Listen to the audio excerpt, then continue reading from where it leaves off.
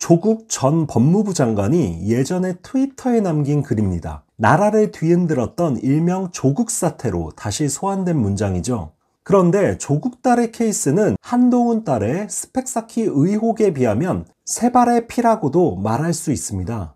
또 이러한 불법, 편법을 활용한 스펙 품앗이와 논문 대필 의혹, 표창장 위조 등은 한동훈이나 조국만이 아니라 자식에게 사회적 지위와 계급, 학력을 대물림하고자 하는 대한민국 상층부의 흔하디 흔한 풍경이기도 합니다. 그 이유를 사회학에서는 계급 불안으로 인한 계급 재생산의 안간힘이라고 얘기하기도 합니다. 하지만 그럼에도 대중이 한동훈보다 조국에 대해 분노했던 것은 조국이 했던 말과 그 삶의 행적이 크게 어긋난 것에 근본적인 원인이 있습니다.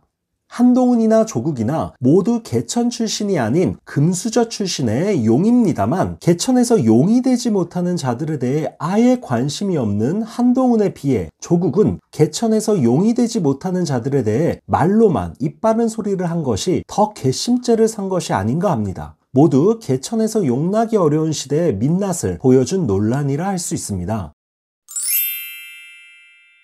우리는 모두 성공하고 싶고 출세하고 싶습니다. 그래야 타인에게 인정을 받고 관심과 사랑을 받으며 돈과 권력이라는 사회 경제적인, 정치적인 영향력을 얻을 수 있으니까요.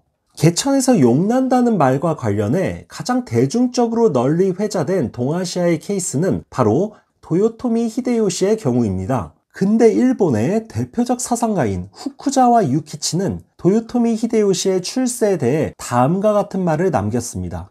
비유하자면 땅이 낮고 습한 곳을 피하여 높고 마른 땅으로 옮긴 것과도 같다. 이는 출세한 도요토미 히데요시 자기 한 몸을 위해서는 형편이 나아졌다고 해야겠지만, 본래 그 습한 땅에 스스로 흙을 쌓아 높고 마른 지위를 만든 것이 아니기에 습지는 옛날 그대로의 습지에 불과하다.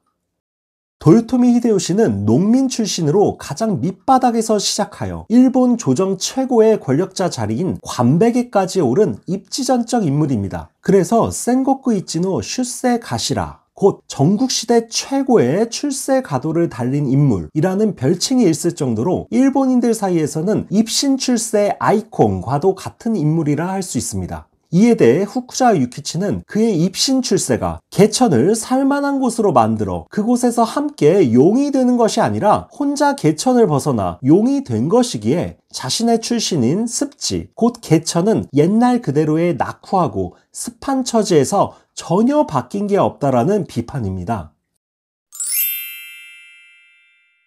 여기서 명말의 문인 원중도의 글을 한 편 읽어볼까 합니다.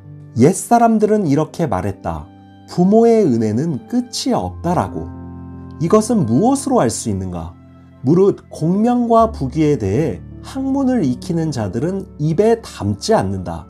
그것에 마음이 쏠리거나 빠지는 사람이 있으면 반드시 비웃는다. 그러나 막상 자기 아들의 일이 되면 그렇게 하지 않는다. 자기 아들이 공명과 부귀를 얻으면 기뻐하고 잃으면 슬퍼하니 모두가 그러하다.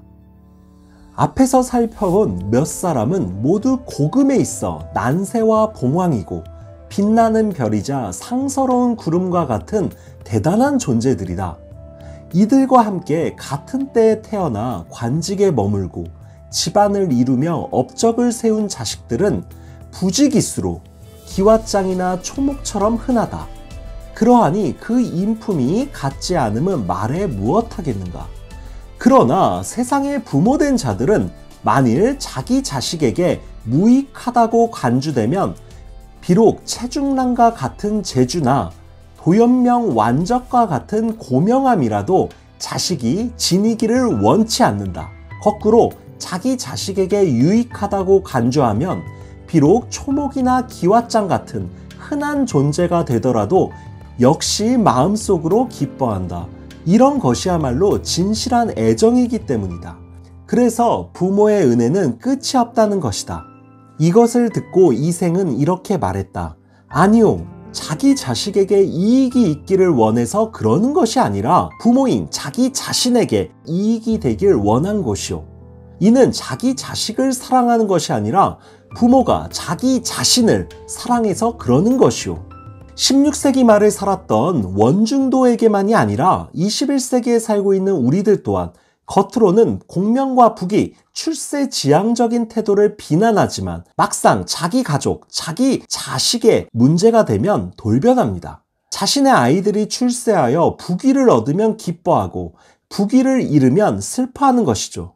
우리들 또한 위선적인 도덕을 비판하며 사회 관습 등에 구속받지 않는 자유로운 사람들을 겉으로는 멋지다고 칭찬하지만 막상 자기 가족, 자기 자식의 문제가 되면 돌변합니다. 자신의 아이들이 체제에 구속받지 않고 자유롭게 살면 부모에게 혼나거나 버림을 받을 수도 있는 것입니다. 원중도의 말대로 사람은 허위와 거짓으로 타인을 대하는 게 가능하지만 자식에게는 그럴 수 없습니다. 이 생의 반론은 더 흥미롭습니다. 아니요, 자기 자식에게 이익이 있기를 원해서 그런 것이 아니라 부모인 자기 자신에게 이익이 되길 원한 것이요. 자식을 사랑하는 것이 아니라 부모 자신을 사랑해서 그러는 것이요.